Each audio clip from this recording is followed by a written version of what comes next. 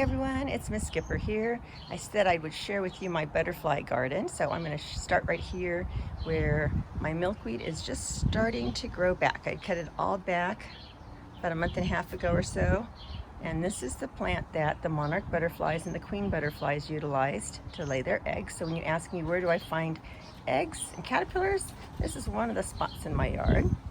I'll go a little bit higher here and you can sort of see, let's see, here's my pink lemonade tree.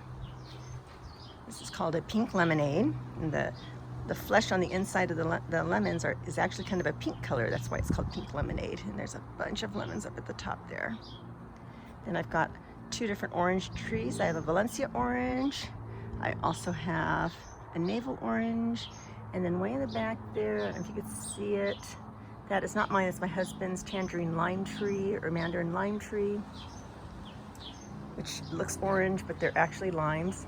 Then over here, I've got my humongous patch of nasturtiums. You can see those. So those are like a form of the mustard family, and that's what the cabbage white butterfly lays their eggs on. You can see my orchids in the back there. That's not for anything but decoration. Over here, there's some more nasturtiums. Now I'm walking into my butterfly garden, which is not, like I said, very big. People seem to think it's humongous. It's not.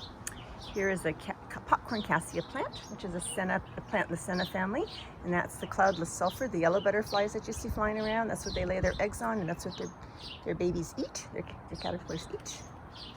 You can sort of see a little bit. There's one right there.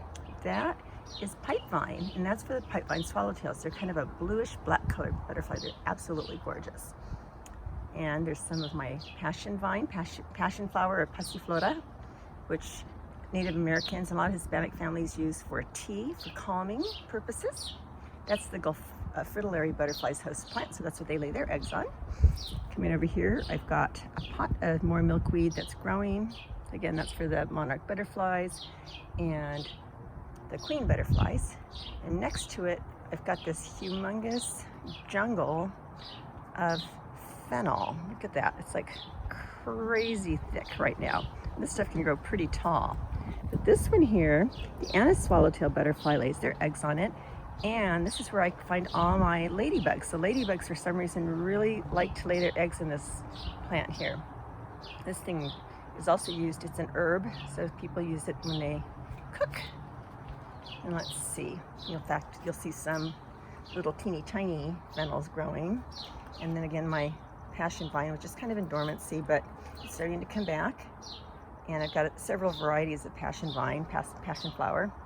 I don't have the one that actually produces a fruit that you can eat, but mine, I grow it specifically for the Gulf fritillary butterfly, and that's the very first butterfly I started to raise, thanks to my dog, Tiffany.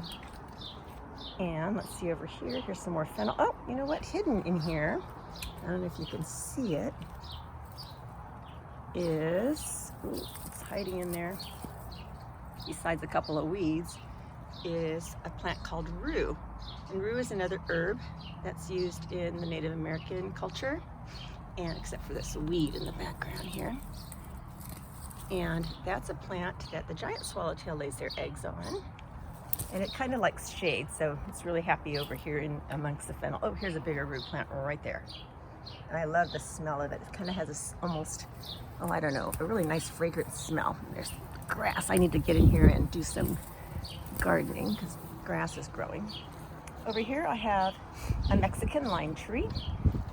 All the citrus plants are used for the giant swallowtail butterflies, so they lay their eggs on them. Those are those great big humongous black and yellow butterflies.